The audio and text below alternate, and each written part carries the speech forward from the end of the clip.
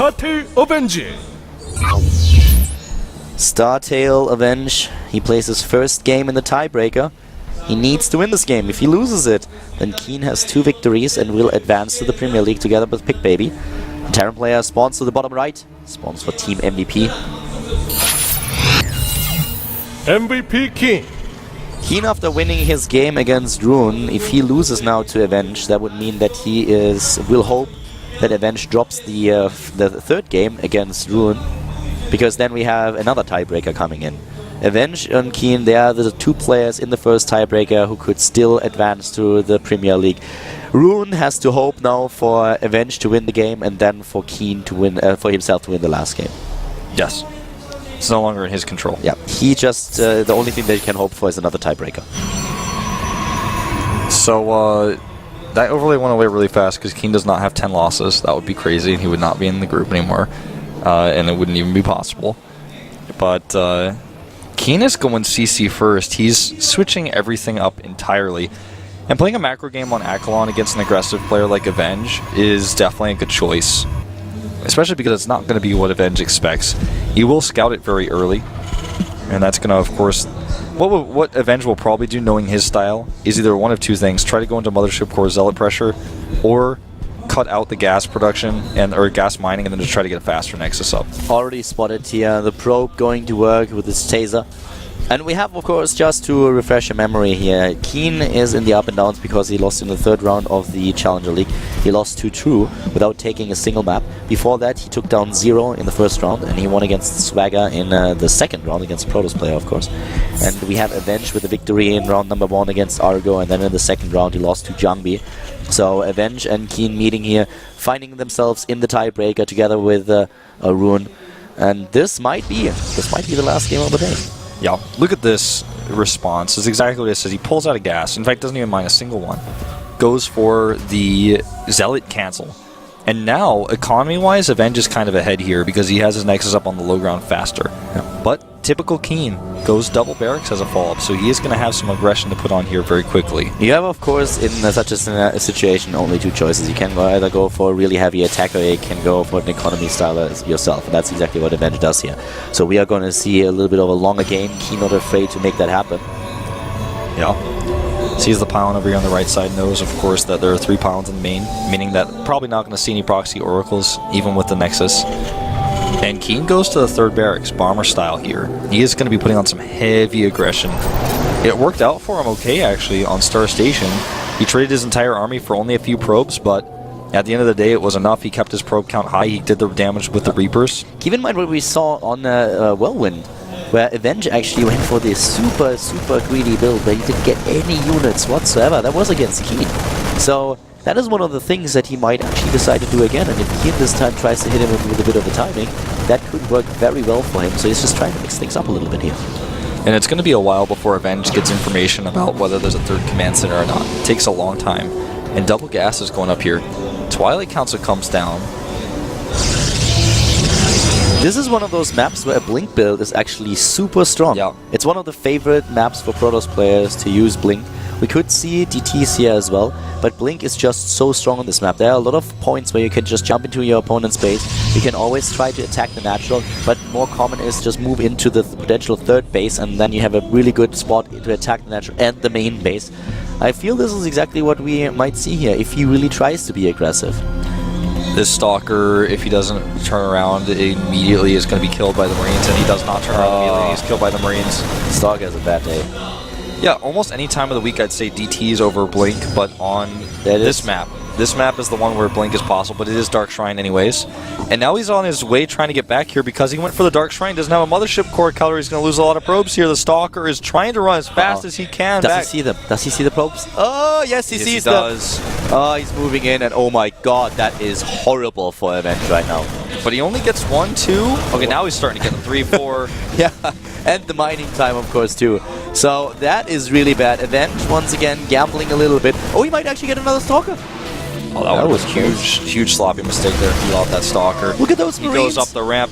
He's walking up the ramp here, and he may even scout the Dark Shrine, which would be great for him. If he sees the Dark Shrine, there he sees the pylon, he sees the Dark Shrine as well. He should just take down as many probes as he can. And that's exactly what he focuses on. Kills another Stalker as well. Oh my god, he kills another one. Loses the Marines, of course. And he's going to get these 2 probes if he pays attention. Nah, he doesn't see it. Oh. He doesn't know. Yeah, I forgot about the rally point here. Yeah, this was a huge mistake. But he actually will still get some, maybe. Nah, he's losing the mine time. 1, 2. Oh god, you know, this is 26 harvesters against 39 in favor of the Terran player on top of his mules. And the Dark Shrine tech has been negated with a double missile turret. Keen could not be farther ahead in this game. Yeah, if you need a refresher, look at the top right of your screen and look at that supply. 56 to 38 this quickly on. Stim is coming right on schedule, and it looks like what Avenge is going to do is try to do a bust with charge. I mean, what can you do here? Try to do a bust with charge. Yeah. That's what you can try to do. Oh wow, actually the missile turret is outside the range of the bunker, and that's something that he didn't really account for. But he targets on the Marines. I think he should have targeted down the missile turret. I think that's also what he wanted to do, but it was not a right click, it was actually an A attack. Yes. So we had a priority shift happening once that the Marines were there. He's just trying to freak him out here. I don't think he's ever even going to make the DTs even if he kills the turret, but he's just trying to scare him and think, you really want to get those DTs to work, but in reality, he really wants this charge zealot timing to work, and if Keen only has 1 bunker counter, it certainly could. It could work.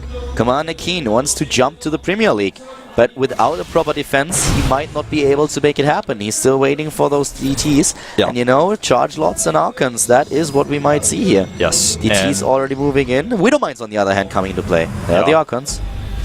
Right now, Keen is just trying to oil his pogo stick so he can jump right in, but this attack is not spotty. He only sees the Stalkers that he already saw earlier. He has the pogo stick, but I think he lost his helmet. Where's the safety net? Yeah, where's the safety net here? Adding a few more barracks, and he's trying to prepare for a warp prism. That's not happening. Yeah, he thinks it's just going to be DTs with a warp prism into the main base.